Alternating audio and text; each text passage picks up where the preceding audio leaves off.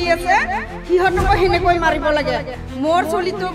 কি ক্ষতি কৰিছিল সিহঁতে কাৰণতো একো ক্ষতি হোৱা নাছিল ক্ষতি নোহোৱাতে সিহঁতে কি আমাৰ মানুহৰ মানৱতা নাই নেকি সি মোৰ ল'ৰাটোক ফাঁচিয়ে হ'ব লাগে অন্য একো নালাগে যোনে যোনে মাৰিছে আৰু চাইডত কিয় লৈ যাই মাৰিব লাগে মোৰ ল'ৰাটো যেনেকৈ মৰিছে সেনেকৈ ফাঁচি হ'ব লাগে ফাঁচিয়ে লাগে মোক ন্যায় লাগে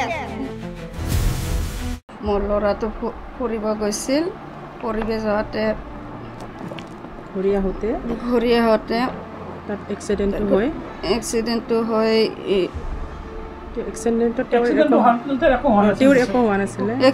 হোৱাৰ পিছত একো হোৱা নাছিল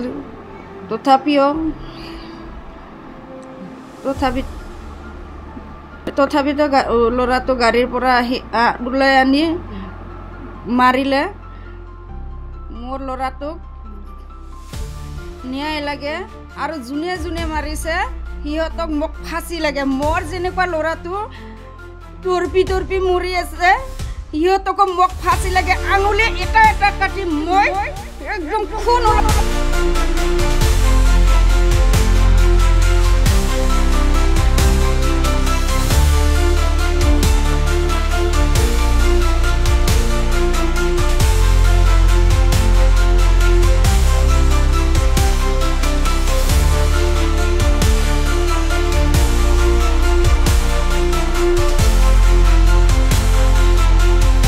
এটি দুৰ্ভাগ্যজনক ঘটনা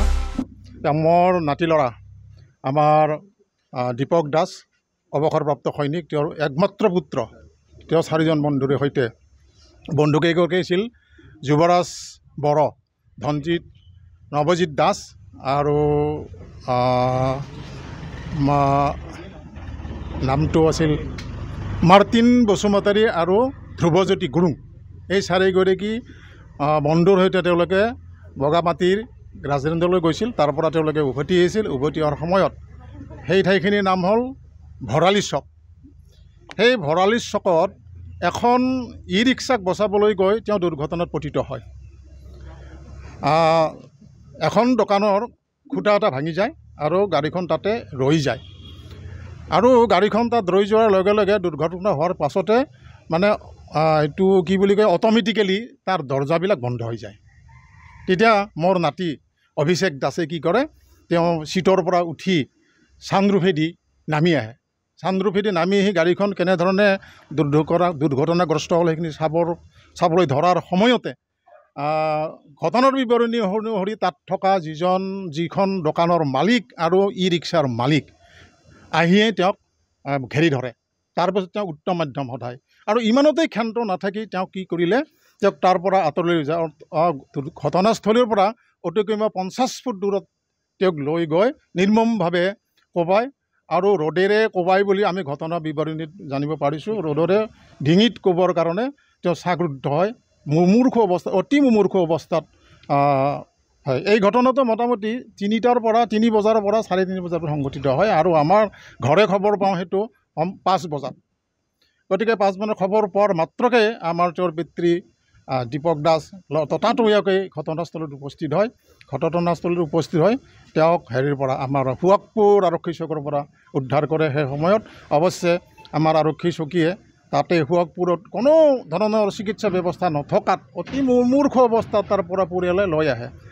এইটো এটা ডাঙৰ ঘটনা যে সেই অঞ্চলত এতিয়ালৈকে এখন এম্বুলেঞ্চ নাই এম্বুলেঞ্চখন হৰিচিঙানে কৰ পৰা মাতি আনিব লগা হৈছে যথেষ্ট পলম হৈছে আৰু এম্বুলেঞ্চখন লৈ আহি তেওঁ যেতিয়া গাড়ীত আহি থাকে আমাৰ অভিষেক দাসে কৈ আছিল যে মই বাচিম নে নাবাচিম তেতিয়ালৈকে তেওঁৰ কিন্তু ক্ষীণ মাত এটা আছিল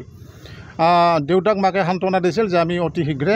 ৰঙিয়া চিকিৎসালয় পাম তাতে আমি চিকিৎসা কৰিম কিন্তু দুৰ্ভাগ্যবশতঃ তুলসীবাৰী পাৰ হোৱাৰ পাছতে তেওঁ শেষ নিশ্বাস ত্যাগ কৰে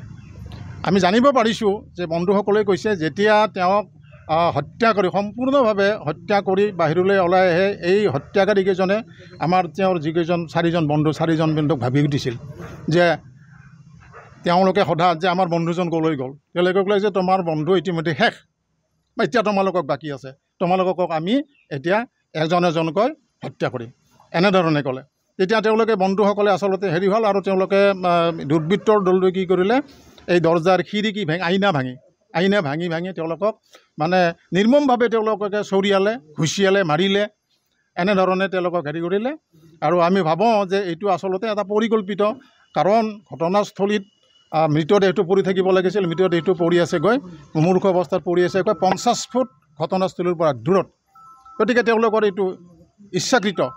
পৰিকল্পিত হত্যাকাণ্ড বুলি আমি ভাবোঁ যে এই ঘটনাৰ উচিত তদন্ত হ'ব লাগে আৰু উচিত তদন্তৰ লগতে ঘটনাৰ তদন্ত ক্ষিপ্ৰতৰ হ'ব লাগে ক্ষিপ্ৰতৰ হৈ দোষীয়ে উপযুক্ত শাস্তি পাব লাগে এইটো আমাৰ পৰিফলৰ পৰা আহ্বান আৰু আমি যেতিয়া এজাহাৰ দিওঁ এইটোখন পঞ্জীয়ন কৰিছে ৰেজিষ্টাৰ কৰি তেওঁলোকে এতিয়া তদন্ত আৰম্ভ কৰিছে ঠিক এইটো প্ৰাথমিক হেৰিটো আৰম্ভ কৰিছে তেওঁলোকে খবৰটো পাইছিলোঁ আমি ভাবিছিলোঁ যে সাধাৰণতে এক্সিডেণ্টে হয় কিন্তু আমি যেতিয়া যিবিলাক নেকি ভিডিঅ' ফুটেজ আহিব ধৰিলে তাৰপিছত আমি গম পালোঁ যে এইটো এটা দুৰ্ঘটনা নহয় এইটো এটা একদম মাৰ্ডাৰে হয় তাৰমানে কি হৈছিলে আমাৰ ভতিজা ল'ৰা 20 তাৰিখে তেওঁলোকে 4জন বন্ধুৰ সৈতে সেই গ্ৰাছলেণ্ডলৈ গৈছিল গ্ৰাছলেণ্ডত তেওঁলোকে গা ধুই পেলাই আহি আছিলে তাত যিটো নেকি ভৰাইলি চক আছিল তাত দুৰ্ঘটনা পতিত হয় আৰু তাত তেওঁলোকৰ যিখন গাড়ী আছিল সেইখন ক্ষতিসাধন হয় লগতে যিখন নেকি ওচৰতে ই ৰিক্সা আছিলে এই ৰিক্সাখনৰ ফলত এই দুৰ্ঘটনাটো হোৱা বুলি জানিব পৰা যায় আৰু সেই সময়তে আমাৰ ভতিজা যিহেতু সুস্থ অৱস্থাত আছিলে তেখেতে চান্দুফেদি ওলাই আহে আৰু চান্দুফেদি ওলাই অহাৰ পিছতে তাতে থকা যিখিনি স্থানীয় উদন্ত যুৱক সেই উদন্ত যুৱকে তেওঁক বহুত বেয়াকৈ মাৰধৰ কৰে আৰু মাৰধৰ কৰাৰ ফলত তেখেতক একদম সম্পূৰ্ণৰূপে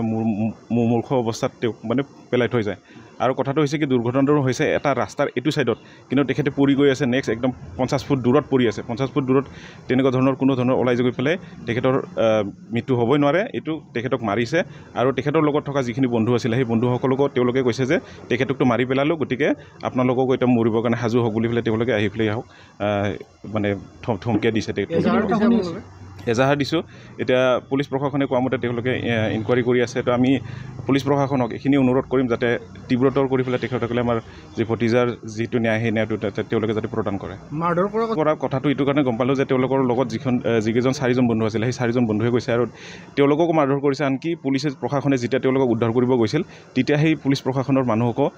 তেওঁলোকে মাৰধৰ কৰিছে আৰু পুলিচ প্ৰশাসনে কোৱা মতে তেওঁলোকে পিছত গম পাইছে পিছত গৈ পেলাই পিছত গম পোৱাৰ পিছত তেওঁলোকে তাৰ পৰা তেওঁলোকক উদ্ধাৰ কৰিবৰ কাৰণে গৈছিলে আৰু উত্তেজনাপূৰ্ণ আপোনালোকক যিখিনি ভিডিঅ' আছে সেই ভিডিঅ'খিনি আপোনালোকে দেখিলে আপোনালোকে গম পাব যে এইটো সম্পূৰ্ণ পৰিকল্পিতভাৱে এটা মাৰ্ডাৰ হয় কাৰণ তেওঁ ইমান দূৰলৈকে কেতিয়াও চিটিকি পৰিবই নোৱাৰে আৰু তেখেতে ড্ৰাইভিং ছিটত আছিল নিজৰ যিজন 4জন বন্ধু আছে 4জন বন্ধুৰ কাৰো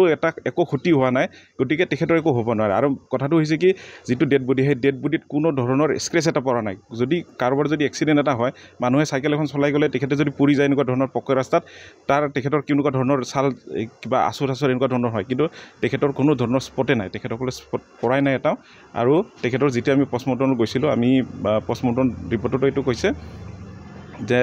আহিলে গম পাম কিন্তু কথাটো এনেকুৱা ধৰণৰ যে তেওঁলোক কৈছে যে তেওঁৰ যিটো হাড্ডি আছে পিছপিনৰ হাড্ডিডাল তেখেতৰ ভাঙি গৈছে বা ছিঙি গৈছে গতিকে যদি এখন গাড়ী চলাই থাকে তেখেতৰ পিছপিনে ইঞ্জুৰি হ'বই নোৱাৰে পিছপিনে হয়তো আকচাদি হ'ব মানুহজনৰ কিন্তু পিছপিনে এনেকুৱা ধৰণৰ ইঞ্জুৰি হ'বই নোৱাৰে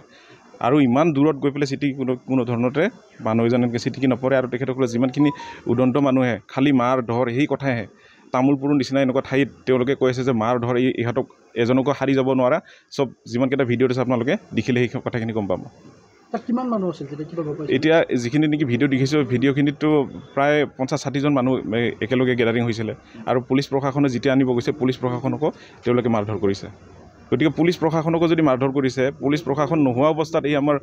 ভতিজাটোক কেনেকৈ ধৰণে তেওঁলোকে মাৰধৰ কৰিব সেই কথাটো আপোনালোকে বুজিব পাৰিব ভিডিঅ'খিনি চাই পেলাই আপোনালোকক ভিডিঅ'খিনি মই আপোনালোকক দি দিম বাৰু তেতিয়া আপোনালোকে গম পাব